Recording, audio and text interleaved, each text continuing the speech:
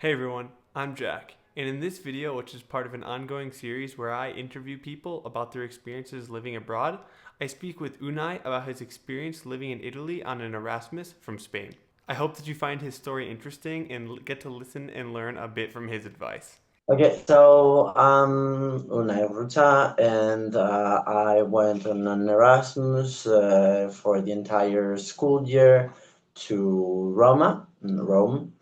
I studied biochemistry, but there I had to do like master's studies, so it was a little bit different. But yeah, in general, it was mostly the same as what I do in Spain, because I'm from Spain, so still in Europe, but nevertheless a different country. And yeah, it was one of the best years of my life, so I'm very happy with how it Okay, went. that's great to hear. I'm glad you enjoyed the whole experience. Uh, what would you say inspired you to do this Erasmus and to go to Italy? Why didn't you just stay studying in Spain? What do you think made you make that decision? So the thing is, this decision, it's not that it was made already for me, like it's not that it wasn't my conscious decision, but the thing is, my mom went on Erasmus when she was my age, and she has already sort of kind of the way she explained university was you have your first 2 years of college, then you do your third year on Erasmus, and then your fourth year back home. So it was kind of engraved in my mind that like Erasmus was just a part of the college experience in a way. And I feel like if I had been extremely comfortable in Madrid and I was like, if I had been extremely happy and there's just no way that I wanted to move, I would have maybe said, I don't want to do this. But I sort of, instead of pushing myself to do it, I kind of would have to try to avoid going if I hadn't had the interest to go, you know? It Okay. was sort of made like my life was sort of put that this was part of something that it was simply part of my life, like on Erasmus. And so I wasn't really like I was very happy back in Madrid, but I wasn't really afraid of going or anything. So I just simply followed the path that I kind of thought I had to. And yeah, I'm very happy with the decision though. Okay. So although the idea was like kind of in your head before you did it that you do it in Erasmus and you would leave Spain for a bit, what made you then decide on Roma specifically? Was there something that made you pick there, or were there even other options? Was that the only place you could go? I know. I think it's an interesting case because I feel like most people who you will talk to are probably like the idea of moving abroad and chooses the place are usually very important things. So there's probably some stuff I feel like I don't like to call myself a special, but it's something that I feel like most people kind of have to really think about. They really spent a lot of time, kind of like deciding. But for me, it was mostly like, okay, let me see the places. Okay, so I know a little bit of German. Okay, let's put Salzburg in Austria. I actually put it on first place. The UK I wanted to, but it's really expensive because now it's no longer in the European Union. So they give you money if you go in order to help your family, but for the UK it's very little, so that wasn't really an option. But I was just kind of saying like, okay, Italy has some sort of similar culture to Spain. Also, Italian must be easy. Okay, let's put Roma. But I didn't really mind where to go because I just kind of felt like the Erasmus experience was going to be good anyways, and it was probably going to be similar. So I was just like, yeah, okay, let's go. I don't mind. So I didn't Okay. really, yeah, I wasn't really thinking of really hard of like what place would I love, you know? Okay. So yeah, it felt like an easy decision then, kind of, you'd say. Huh? It did feel kind of like an easy decision to make then in that case. It was mostly like the decision. I mean, the good thing is that you put some places that you feel like are fine, and then out of those places, they choose for you. Like they say, Okay. like, okay, this is the one that's chosen. So I was kind of like, it was again just kind of like going on Erasmus. It was a decision that wasn't really my decision, which is, I know it's very weird because most people for this stuff have to really get out of their comfort zone and be like, yes, I'm gonna do it. I know it's gonna be weird, but I just really need to, explore the world. And then for me, it was just like, okay, I guess that's what it is. Yeah, hey, well, everyone deals with it in their own way, so it's still an interesting perspective to hear. Well, although you Yeah. did feel like you weren't that worried or anything. Were there any fears at all that popped up before you left Spain for Italy, or there wasn't any, or how did you? Actually, okay, so actually, yes, and I actually discussed this with my parents, like after having been assigned my Erasmus place and knowing that I was going to go on Erasmus and everything. So for me, okay, so here's the thing. There's some people when it comes to loneliness, there's a lot of people who say like you don't need to be alone to feel lonely, but I'm the sort of Mm, person who when it's surrounded by people never feels lonely. Like even if okay. I'm not really comfortable with you, there's still like the thing where there's a conversation or there's just like some sort of interaction that for me is usually enough to not feel loneliness. So back home, even if sometimes like there were weekends where I didn't have plans or even if I was by myself, there was always some sort of interaction that made me say, okay, no, I'm not by myself really. But when I moved to Madrid, it was the first time where I actually lived alone. I lived in a student residence, but I didn't really connect with them. And then I did connect with my classmates, but I didn't really like they had their own lives because they were from Madrid. So the thing that I was really scared of is that back in Madrid, I was like, if there's a weekend where I feel sad or I feel lonely tonight, but I was really afraid that if Rome became some sort of what Madrid had been, I didn't have the chance to go back home. So I was really afraid of loneliness, Okay. and that's kind of the thing that really scared me the most, I would say, before going. But my mom had a really strong argument, and it's like, well, in Madrid, if you feel lonely, you can go for a walk and you're still depressed. But in Rome, you see the Colosseum, then you have a little bit of pasta, takeaway pasta, then you see the Fontana di Trevi, and let me tell you, that depression will go away. And I thought about it, and I was like, yes, it's kind of right. So I was Goes like, right yeah, away. let's go. Yeah, let's go anyways. Yeah, when you see those things. No, that's awesome to hear. Um, well, when you got there then, so you had this fear of loneliness. Would you say Yeah. once you got there, did it take any time to adjust to it? Did you feel that loneliness at any point? Did your fears come true? Or if not, was there anything else that you had to adjust Okay. to once you arrived there? I think it's sort of a very, very interesting topic, and I really want to explain myself why. Because it's okay. So the main fear of people is when you've been living your entire life in a place. Obviously, you've had 20 years, 25 years to meet people, to get to know them, to create special bonds that might help you when you need when you're in a bad place or you need something or when you need a Hmm. favor. But obviously when you move to a new place, you're surrounded by people who already have their own lives, like their lives are there, and you're the new person who's going there, and it's like, hey, and obviously in 2 weeks you can't really form a bond where they're gonna want to spend their entire time with you, like they're gonna have Yeah. people who they want to prioritize over you, right? But the thing about the Erasmus is that obviously everyone is in the same situation as you, everyone is in the Erasmus, nobody knows anyone. So it's really easy. Like when I first arrived, like the first minute I was already meeting people. But the funny thing is that absolutely no person that I know in my Erasmus was able to meet Italians because again Italians had their own life, and Okay. I was the only one who actually made an entire group of Italian girls who have become my best friends there. And it's very funny that being afraid of being alone because of the idea that I was gonna enter people's lives who had their entire lives there and therefore were not going to care about me. Hmm. Not only was I able to make friends with the Erasmus people who were in the same situation as me, but even then, my main friends became people who had their entire lives there, which is really like I still don't know how it happened. It's just sort of did. So that was really fantastic, and yeah, I still can't believe that it happened. Yeah, I totally agree. I hear like people having that feeling that like, oh, people already have their life there, so it's so hard to make people make friends with people there. And even in my experience when I was studying abroad in the UK, um, Yeah, I really didn't make many friends with British people because for that same reason. So that's very impressive yeah, that your best friends were from Italy yeah. when They're it's so hard to literally form that connection.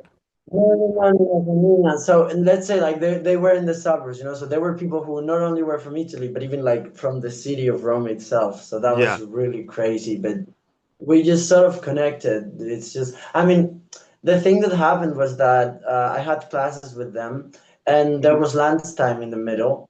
Okay. So right from the start, I was like, I don't really mind. I'm just gonna speak Italian. That is a very important thing. Like, they don't like to speak English, and I'm just gonna be like, hey, do you want to have lunch together in the meantime? And like over time, just the idea that we had to be stuck in classes sort of created this thing where we just bonded. So right after class, we were like, what if we just hang out and like we have a beer or something, and it sort of translated. So don't underestimate going to class in an Erasmus, because that might be your way to actually meet people from there. Because Okay. if you're skipping class, yeah, it's is gonna be a bit harder to. So Okay. That's good to I know. actually enjoyed going to class with them. Okay. Yeah. S- So then, then you knew Italian then, I'm assuming. Um, was there any trouble learning that language? Did you find any Yeah, language barriers, or how did you learn the language originally? it's actually quite okay. So, right after, so I studied German in high school. That's why also like I was really afraid of the language. It was kind of my biggest fear. That's why I chose Italy, because Italian Okay. is so similar, and also I Yeah. chose Germany and Austria because they speak German. And I already knew a little bit of German, and the thing was that I had Duolingo downloaded to practice German so that I wasn't going to forget it. And then I got chosen for Italy, so I was like, okay, let's start Italian Duolingo. I did a lot throughout the summer, but obviously I didn't really have a good level. So the Sapienza University, which where I did, offered classes, but it was A1 level because technically I didn't know Italian. But being Spanish, you don't really start on zero. You already have. It's way easier for an Spaniard to learn Italian. So I started online classes, but they were really bad because I don't really like that teaching method. Okay. So in the end, mostly the thing that I learned was I really have like very bad grammar, and my written Italian is really bad. But Hmm. I've really been able to speak because I met Italians, and I was like, well, because it's that similar, I can just sort of like when I don't know something, I'm just gonna use the Spanish word for it and Yeah. hope that it is the same. And I was just like, yeah, I don't mind. And it was really interesting because at first, like, you don't really notice that you're improving because you feel like you're still making the same mistakes and stuff. But when you meet new people, you tell that like their reaction towards your Italian is different. So you feel like, okay, then I'm definitely doing something right. And just by using it, and I think you shouldn't really be embarrassed to make mistakes in language because it's really the only way to learn. And I think I got much like my improvement really was thanks to speaking it more than going to classes because the classes were really not being useful. So I do recommend going to classes if you actually want to become Yeah. fluid. But in my case, I was like, man, I don't really mind. I just want to have fun this year. So I don't want to, yeah. Yeah, that's absolutely great advice because like in my journey learning Spanish, like a lot of the times I'll always feel like, oh, I'm still making the same mistakes. I still like have trouble. But then just like you said, like I'll talk to someone who I talked to like months earlier and they're like, oh, I hear the difference in how you're speaking. So you're right. It's really hard for you to pick up on your own improvements because you're in it every day, but the other people will be able to notice it and then you'll figure it out.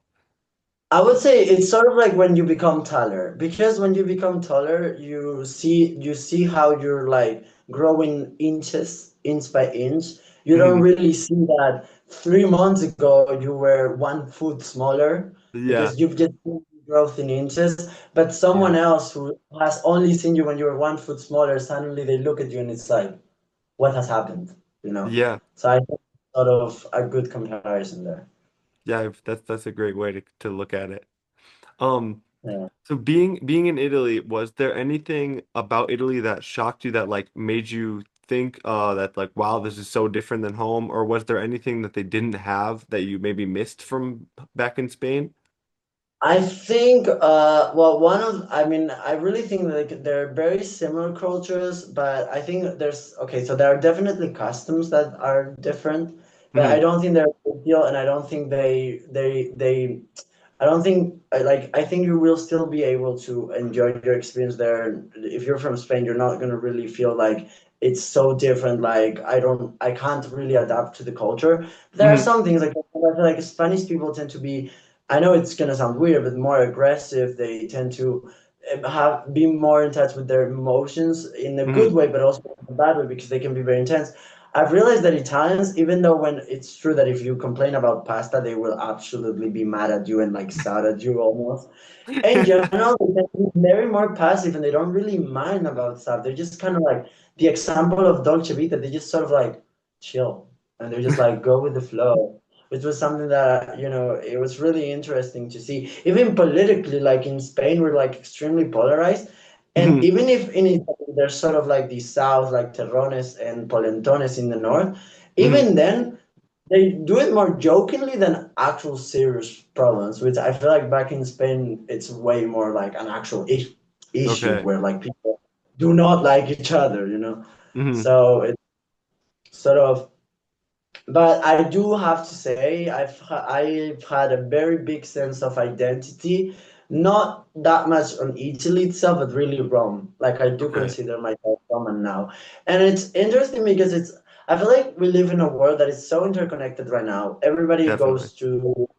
Everybody needs to buy bread in the morning. Everybody needs to go also grocery shopping, or you have to clean your house and you're gonna use the same sort of cleaning utensils. Like everything is really the same everywhere. But at the same time, I guess there's some sort of subjective feeling where you're just like, yeah, but Roma now is home. And I Hmm. can't really explain why. It just sort of is. And now if you were to ask me, do you feel at home in Milano? I would be like, no. But do you feel at home at Roma? And I'm gonna be like, yes, obviously, it's my house. Like the I entire see. city is mine. It's me. It Hmm. represents me. I get the So, yeah. No, that's but really it good is to. true. Sorry? No, it's just that it's true. I don't really think it's like there's specific things that you can mention. It's just a very subjective feeling that some people get and so others don't. Yeah. Yeah, it's true. Yeah, not everyone gets it, but I think like it's so hard for someone to picture what that feeling would feel like until you do it.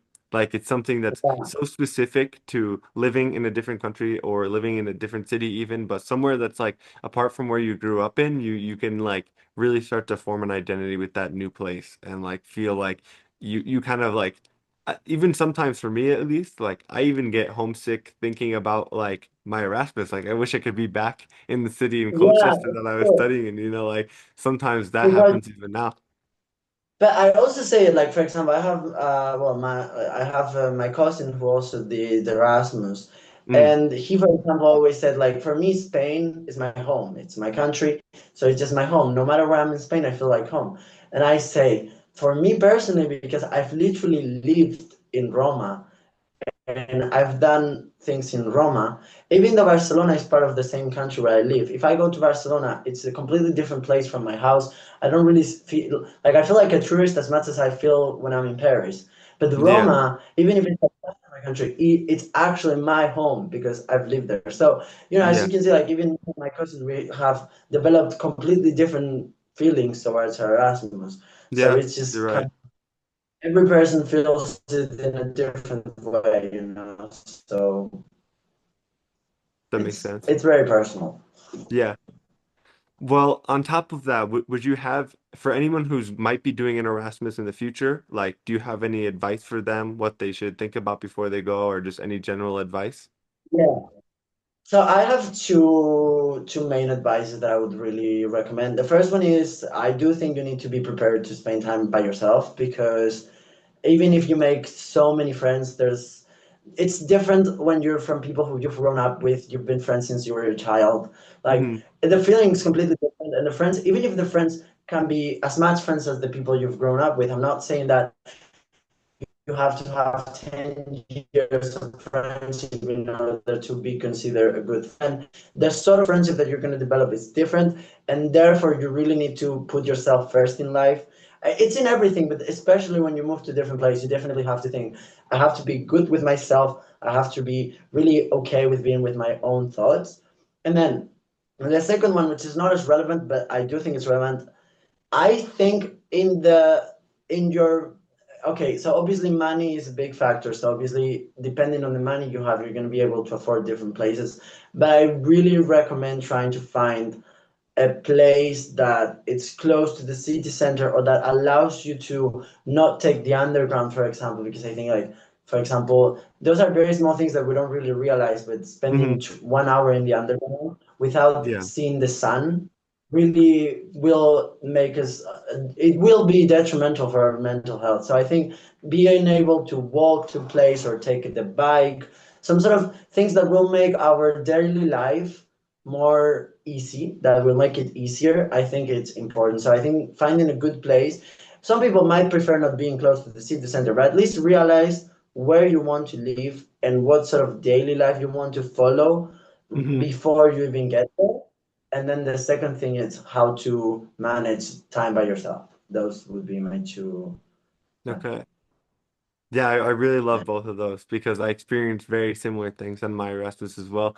And like, I think it's a great point of like choosing where you're going to be staying near because not only about the fact of spending all that time, but I feel like when you know you're going to have to spend that much time, say, taking the underground, then I feel like sometimes it makes you feel like, well, I'm just not gonna do anything then, or like, I'm too lazy to go that far. I don't know if that ever, if you ever experienced that, but definitely for me, like when something was super far away and it was like kind of a hassle to do, sometimes it would make me feel like I just shouldn't do it.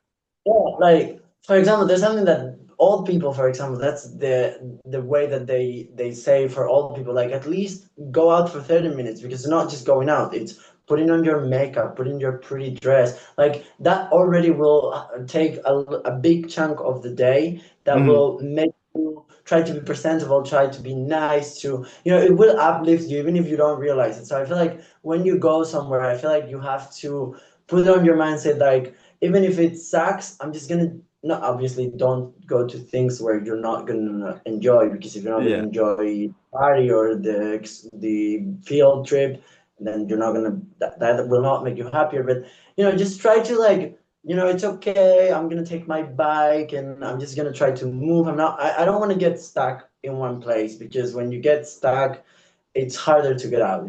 So. Hmm. Or from your mind, like from your not trauma, but like your sort of your feelings. You can get into your Yeah, feelings. definitely. Would you say that you made any mistakes during your Erasmus that you would like kind of tell other people how to avoid them, or did it all go I pretty well? How did you feel about that? It's very interesting because I feel like, a lot of people might argue that well, here's the thing. I'm the sort of person who doesn't like when people say, no, in life we don't make mistakes because those mistakes are what makes us become who we are. So we're happy with who Totally we true. are. That's like, that wasn't really a mistake. And it's like, no, it was a mistake. It's just you learned from the mistake, but the thing itself was a mistake. We're not saying that you have to regret that entire decision, just like be like, okay, I'm aware that I should have made a different. But with Roma, I really feel like I just went with the flow.